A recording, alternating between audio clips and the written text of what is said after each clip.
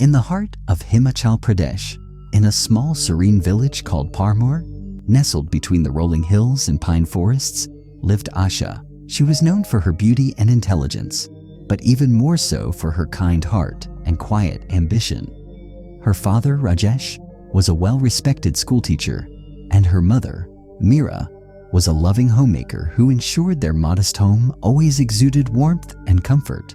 Asha, at 16, was just beginning to glimpse the world beyond the village, and though she loved her home, her heart often wandered to the stories of love and adventure she read in novels. Asha's favorite time of the year was during the monsoons, when the rain would pour down, making the hills glow green, and she would sit by the window, reading or daydreaming. It was in one of those rainy evenings, during a local festival, that Asha first laid eyes on Vikram, a dashing young man who had returned to the village after making a name for himself in the city as a pilot. Vikram was 28, much older than Asha, but his charisma and wealth made him an admired figure in the village.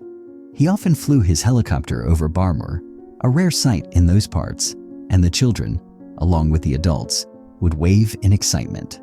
The sight of Vikram descending from the sky in his sleek helicopter, with the wind swirling around him, created an air of mystery and allure that drew everyone's attention, especially Asha's. During the festival of Dussehra, the entire village gathered at the local temple to celebrate. As the bonfires lit up the night sky and the villagers sang and danced, Vikram's gaze fell on Asha, dressed in a traditional green lehenga, her hair adorned with jasmine flowers.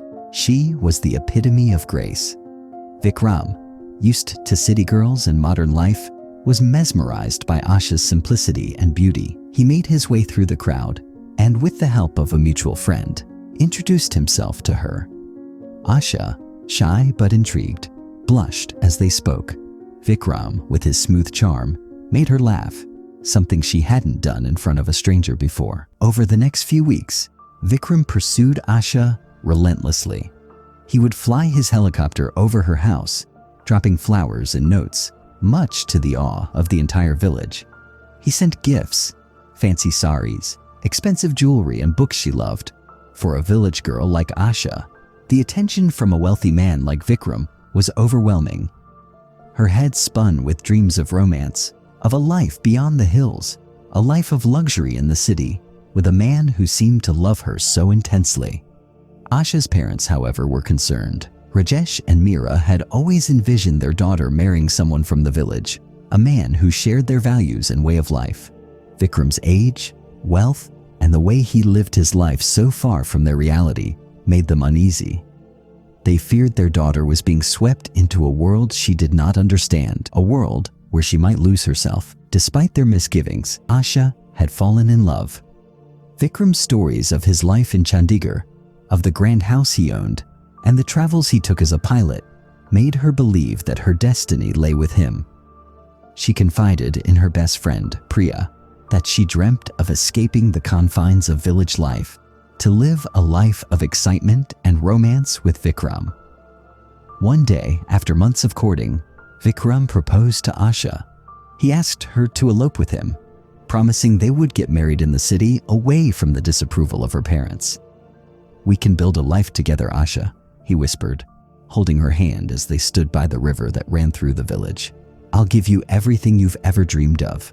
You don't need to ask anyone for permission. This is your life." Asha hesitated. She loved her parents deeply and knew how much they had sacrificed for her. But the idea of a life with Vikram, the life he promised her, was too tempting to resist. That night, she lay awake, torn between her love for her family and the dream Vikram had painted for her. By the next morning, her decision was made. One stormy night, under the cover of darkness, Asha quietly packed her belongings. She wrote a tearful letter to her parents, explaining that she had found the love of her life and was leaving to build her future.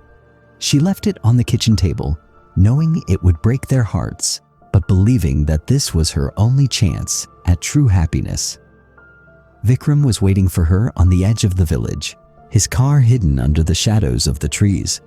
With her heart pounding and hands shaking, Asha climbed into the car, and they drove off into the night, leaving behind the only life she had ever known. In the days that followed, Asha's parents were devastated. Rajesh blamed himself for not being stricter, while Meera wept uncontrollably, unable to understand why their beloved daughter had left them. The village buzzed with gossip, some people sympathizing with the family, while others blamed Asha for being foolish and naive. Vikram took Asha to his luxurious farmhouse on the outskirts of Chandigarh. The farmhouse was everything he had promised: sprawling gardens, a large veranda overlooking the mountains, and elegant rooms filled with expensive furniture. For the first few weeks, Asha was enchanted. She felt like a princess in a fairy tale, and Vikram treated her like one.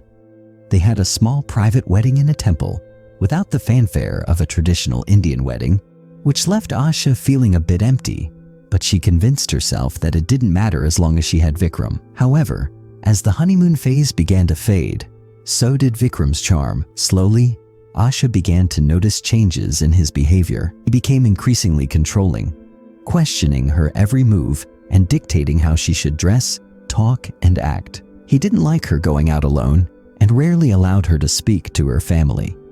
The gifts and affection turned into possessiveness. At first, Asha brushed it off, believing that Vikram was just protective, but over time, his possessiveness grew more intense. He monitored her phone, her conversations, and restricted her interactions with the outside world. Asha felt more isolated than ever before. The grand house that had once seemed like a dream became a gilded cage, trapping her in a life far from the love and freedom she had imagined. Months passed, and Asha became pregnant. She hoped that the baby would bring Vikram back to the loving man she had fallen for. But instead, his behavior worsened. Vikram began to disappear for days, leaving Asha alone in the farmhouse, sometimes without money or food. When he returned, he was irritable, often accusing her of trying to trap him with the baby. The once dreamy life became a nightmare. Asha's isolation grew deeper, and she began to miss her parents terribly. She longed for the comfort of her mother's embrace, for the simple joys of her village life. She secretly started planning her escape, hoping to take her newborn daughter, Ananya, back to Bharmour. She knew her parents would forgive her and take her back, even after everything. She kept some money hidden, planning to leave when Vikram was away on one of his trips, but fate had other plans. One night, after a particularly violent argument, Vikram returned home unexpectedly early. He found Asha's packed bags and confronted her. In a drunken rage, he accused her of trying to leave him and take their daughter away. The argument quickly escalated, and Vikram's anger turned violent. He pushed Asha to the ground and stormed into the next room, where Ananya was sleeping. Asha's screams filled the house as she begged Vikram not to hurt their daughter. But blinded by rage and alcohol, Vikram threatened to harm Ananya if Asha ever tried to leave him again. That night, Asha's world shattered. The next morning, the police were called to the farmhouse. Vikram had fled, leaving behind the lifeless body of Asha. The village of Bharmour was shaken to its core when news of the tragedy reached them. Rajesh and Meera were heartbroken beyond words. The daughter they had loved and nurtured was gone, taken from them in the most horrific way. Vikram's disappearance set off a nationwide manhunt. For days, he remained on the run, but eventually, he was captured trying to flee the country. The trial that followed revealed the extent of the abuse Asha had endured. Her parents, devastated, listened as the court uncovered the details of her isolation, the violence, and the fear she had lived in. Asha was laid to rest in the village she had once dreamed of escaping.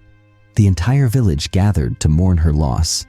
Rajesh and Meera took in little Ananya, vowing to raise her with the love and care Asha had been denied in her final days. Vikram was sentenced to life in prison for the murder of Asha, but no amount of justice could ease the pain felt by her family and the village. Asha's story became a cautionary tale, a reminder that not all that glitters is gold. Her dreams of love and adventure had led her into the arms of a man who had destroyed her. And Ananya, the daughter Asha had fought so hard to protect, grew up in Bharmour, surrounded by the love of her grandparents. She would never know her mother, but she would hear stories of her bravery and the love Asha had for her. Rajesh and Meera, though devastated by the loss of their daughter, found purpose in raising Ananya. They poured all the love and care they had once given to Asha into their granddaughter, determined to ensure she had a happy life. As Ananya grew older, she began to understand the legacy of her mother. Though Asha's story was tragic, it was also a lesson in courage, resilience, and the dangers of mistaking control for love. Ananya often visited her mother's grave in the village, where the villagers had erected a small shrine in Asha's memory. Over time, Asha's story became a reminder for the girls in the village to be cautious, to value their self-worth, and to never lose their sense of independence in the name of love. Ananya, with the support of her grandparents, went on to excel in school, and eventually, she pursued higher education in the city. She grew up strong and independent, carrying with her the lessons her mother's life had taught her. As the years passed, Bharmour never forgot Asha. Her story continued to be told, not just as a cautionary tale, but as a story of a woman who fought for her child, a woman who believed in love, but ultimately paid a heavy price for it.